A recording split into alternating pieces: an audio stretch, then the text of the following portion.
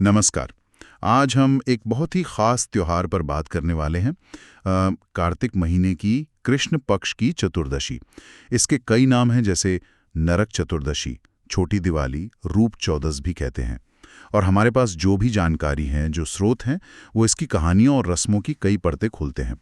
तो आज हमारी कोशिश क्या है कि भाई इन स्रोतों से मेन बातें निकालें, समझें कि एक ही दिन के इतने अलग अलग नाम और मतलब क्यों हैं, और उन कहानियों के पीछे छिपे मतलब जो गहरे अर्थ हैं उनको जानें, है ना।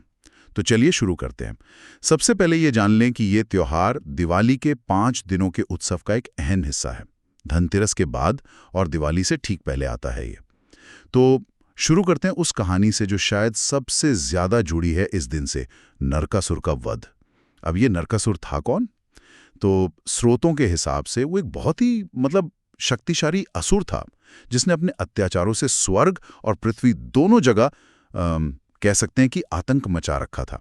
कहानी ये बताती है कि उसने अपनी शक्ति के नशे में देवताओं को हराया, इंद्र की मां अदिति के कुंडल छीन लिए थे, और सबसे भयानक बात, उसने हजारों, कहते हैं 16,000 या कुछ जगह 16,100 भी लिखा है, इतनी कन्याओं और स्त्रियों को बंदी बना लिया था।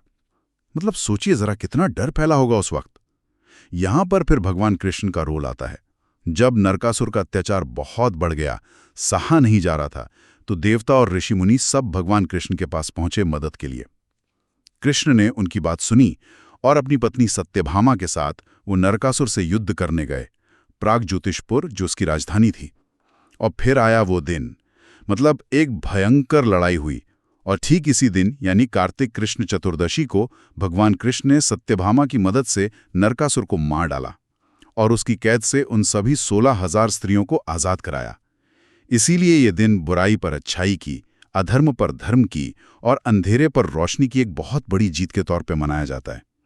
कहते हैं कि जब नरकासुर मरा ना, तो वो जो आजाद हुई स्त्रियां थी और बाकी लोग थे, उन्होंने घी के दिए जलाकर खुशी मनाई थी। शायद यहीं से इस दिन दिए जलाने की बात भी शुरू हुई होगी।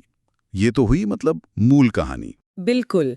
और नरकासुर के बारे में कुछ और जानना भी बड़ा दिलचस्प है यहाँ पर। जैसा आपने कहा, वो प्रागज्योतिषपुर का राजा था, जो आजकल के असम में गुवाहाटी के आसपास का इलाका माना जाता है। उसका एक और नाम भौमासुर भी था। भौमासुर, क्योंकि वो भूदेवी यानी पृथ्वी माता का पुत्र था। हाँ। उसके जन्म की कहानी भी बड़ी ही अलग है। कहते हैं कि उसका जन्म भगवान विष्णु के वराह अवतार और भूदेवी के संयोग से हुआ था। अच्छा। तो पेरेंट्स तो दोनों डिवाइन थे, लेकिन उसमें वो आसुरी गुण ज्यादा आ गए। हाँ। और जैसा अक्सर पुरानी कहानियों में होता है, उसे एक खास वरदान मिला हुआ था। उसने बड़ी तपस्या की, ब्रह्मा जी को खुश किया और वरदान मांगा कि उसकी मौत सिर्फ उसकी माँ यानी भूदेवी के हाथों ही हो। अब माँ तो बेटे को कैसे मारेगी? हाँ। तो इस वरदान ने उसे लगभग अजेय सा बना दिया था। अच्छा, तो ये वरदान था, इसी वजह से वो इतना अहंकारी हो गया होगा। हाँ बिल्कुल, इसी वरदान और अपनी ताकत के नशे में वो क्रूर हो गया।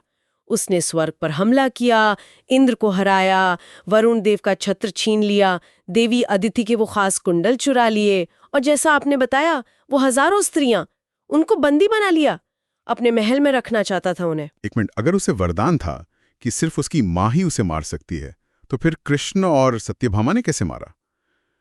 सत्यभामा की क्या भूमिका थी इसमें? वो सिर्फ कृष्ण के साथ गई थी? नहीं, ये बहुत जरूरी पॉइंट है। पुराणों में यही तो बताया गया है कि सत्यभामा असल में भूदेवी का ही अवतार थी। अरे वाह। हाँ जी, इसीलिए कृष्ण उन्हें अपने साथ युद्ध में ले गए थे। उन्हें पता था कि नरकासुर का अंत भूदेवी के अवतार के हाथों ही लिखा है। और युद्ध के दौरान कुछ कथाएं कहती हैं कि एक ऐसा पल आया जब नरकासुर कृष्ण पर भारी पड़ने लगा और कृष्ण थोड़ी देर के लिए मूर्छित से हो गए। ये देखकर सत्यभामा को बहुत गुस्सा आया और उन्होंने खुद ही धनुष उठा लिया और नरकासुर से लड़ने लगी। उन्होंने उसे बुरी तरह घायल कर दिया। फिर कृष्ण होश में आए और आखिर में उन्होंने सुदर्शन चक्र से नरकासुर का सिर काटा। लेकिन इसमें सत्यभामा की वीरता और उनकी असली पहचान भूदेवी का अवतार होना, ये निर्णायक था। कुछ कथाओं में तो यहाँ तक कहते हैं कि आखिरी वार सत्यभामा ने ही किया था। कमाल है। तो ये जीत सिर्फ कृष्ण की नहीं, सत्यभामा की भी उतनी ही थी। बिल्कुल, और इससे वो वरदान वाली शर्त भी पूरी हो गई। तो इसीलिए नरकासुर के वध और उन स्त्रियों की आजादी का ये उत्सव बुराई पर अच्छाई की जीत तो है ही, इसमें स्त्री शक्ति की भी बहुत अहम भूमिका है। ये कहानी को और गहरा बनाता है। ये तो वाकई बहुत दिलचस्प बात पता चली कि सत्यभामा का रोल इतना सेंट्रल था। ठीक है, तो ये तो हुई नरकासुर और उसके वध की कहानी, जो इस दिन के नरक चतुर्दशी नाम का एक बेस है। लेकिन इस दिन का एक और पहलू है जो सीधे नरक यानी यमलोक और मृत्यु के देवता यमराज से जुड़ा है। हमने सुना है यम का दिया जलाने के बारे में। ये क्या होता है और क्यों करते हैं? हाँ, ये भी एक बहुत जरूरी रस्म है इस दिन की। नरक चतुर्दशी की शाम को सूरज ढलने के बाद घर के मेन दरवाजे के बाहर दक्षिण दिशा की तरफ मूव करके एक बड़ा सा दिया जलाते हैं। दक्षिण दिशा की ओर ही क्यों? क्योंकि दक्षिण दिशा यमराज की दिशा मानी जाती है और ये दिया खास तौर पर उन्हीं के लिए होता है, मृत्यु के देवता के लिए। अक्सर इसे अनाज के ढेर पर या किसी पुरानी चीज पर रखते हैं। अच्छा, और इसके पीछे मान्यता क्या है? क्यों जलाते हैं ये दिया? इसके पीछे की मान्यता काफी गहरी है। माना जाता है कि इस दिन यमराज के लिए दिया जलाने से परिवार के लोगों की अकाल मृत्यु मतलब असमय मौत या किसी दुर्घटना में मौत, उसका डर टल जाता है। ये एक तरह से यमराज को प्रसन्न करने और उनसे अपने परिवार की लंबी उम्र और सेफ्टी की प्रार्थना करने का तरीका है। और ये भी कहते हैं कि इससे नर्क के डर से मुक्ति मिलती है। हाँ बिल्कुल, मतलब ये सिर्फ असमय मौत से ही नहीं बचाता, बल्कि मरने के बाद नरक लोक की तकलीफों के डर से भी बचाता है, ऐसी मान्यता है। तो यहाँ नरक शब्द का कनेक्शन नरकासुर वाले नरक से भी है और यमराज के लोक वाले नरक से भी है। तो ये दोनों मतलब जुड़ गए। हाँ, अगर हम इसे थोड़ा बड़ी पिक्चर में देखें तो ये यम का दिया वाली रस्म इस त्योहार के नरक चतुर्दशी नाम को एक और शायद ज्यादा डायरेक्ट मतलब देती है। ये दिन सिर्फ नरकासुर रूपी नरक से मुक्ति का नहीं है, बल्कि यमराज की पूजा करके असली नरक यानी यमलोक के भय और अकाल मौत के डर से सुरक्षा पाने की इच्छा का भी दिन है। ये दिखाता है कि कैसे लोगों ने एक ही दिन में दो अलग अलग तरह के नरक से छुटकारा पाने की प्रार्थना को जोड़ दिया है। एक तो राक्षस के अत्याचारों से मुक्ति और दूसरी मौत और उसके बाद के डर से मुक्ति। ये इस त्योहार के नाम के पीछे की सोच को और साफ करता है। ये सिर्फ किसी पुरानी घटना को याद करना नहीं है, बल्कि जिंदगी की एक गहरी चिंता, मौत और उसका डर, उसका हल खोजने की कोशिश भी है। ये समझना वाकई जरूरी है कि कैसे एक ही शब्द नरक दो अलग मतलब लेकर इस दिन से जुड़ गया है। लेकिन अब यहाँ एक और मजेदार सवाल आता है जो थोड़ा अजीब भी लगता है। एक ऐसा दिन जो एक भयानक असुर के वध से जुड़ा है, मौत के देवता यमराज की पूजा से जुड़ा है, उसे रूप चतुर्दशी या रूप चौदस भी कहते हैं। रूप मतलब सौंदर्य, ब्यूटी। इसका सुंदरता से क्या लेना देना? नरक, यमराज और सौंदर्य, ये तीनों एक साथ कैसे? हाँ, ये सवाल बिल्कुल सही है और ये इस त्योहार के मल्टी डायमेंशनल नेचर को दिखाता है। इसका रूप चतुर्दशी नाम एक खास रस्म की वजह से पड़ा है, जिसे कहते हैं अभ्यंग स्नान, और ये परंपरा सीधे सीधे सौंदर्य और शरीर की शुद्धि से जुड़ी है। अभ्यंग स्नान, ये क्या होता है? अभ्यंग स्नान का मतलब है सूर्योदय से पहले ब्रह्म मुहूर्त में पूरे शरीर पर तेल से मालिश करना। पारंपरिक रूप से तो तिल का तेल इस्तेमाल होता है, पर और भी औषधीय तेल यूज कर सकते हैं।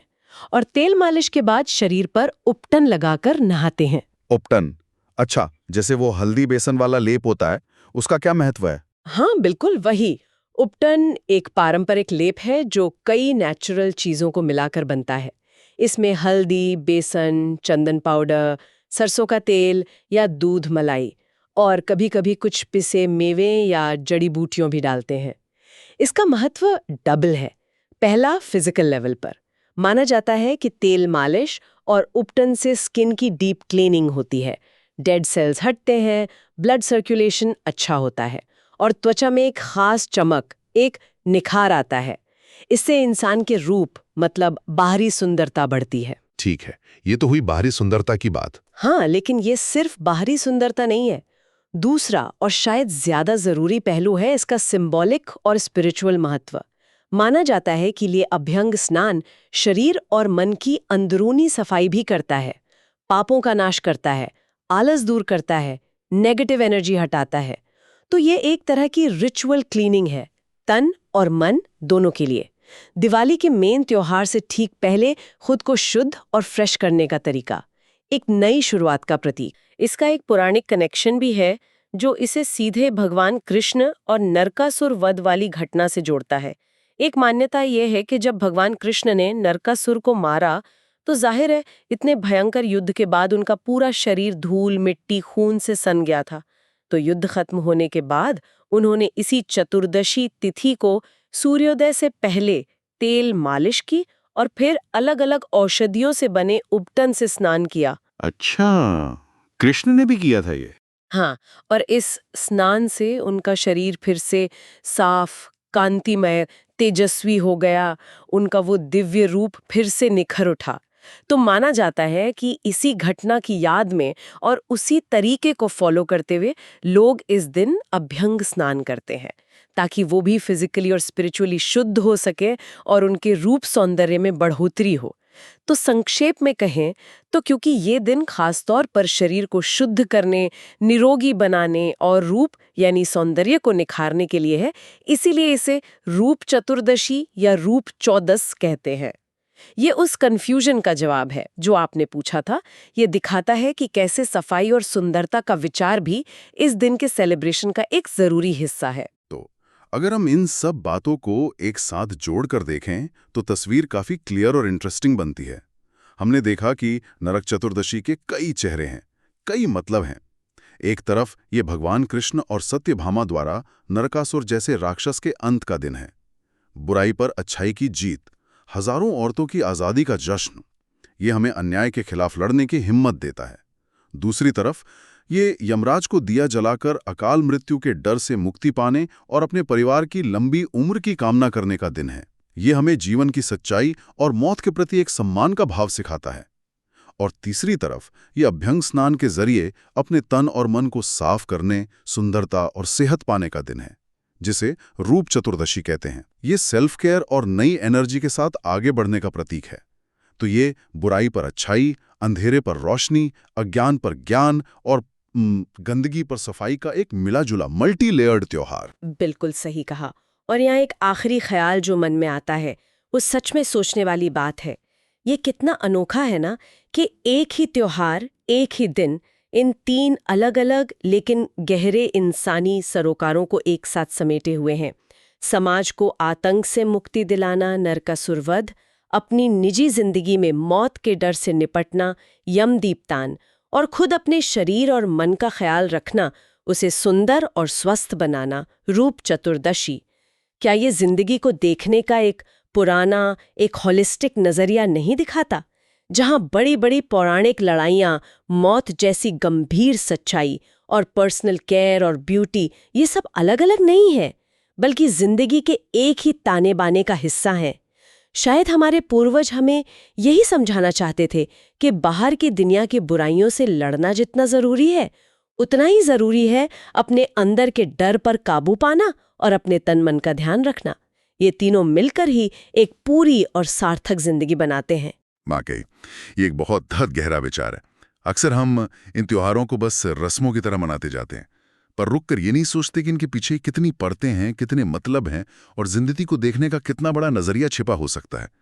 नरक चतुर्दशी सिर्फ एक दिन नहीं, बल्कि जिंदगी के कई अहम पहलुओं का आईना है।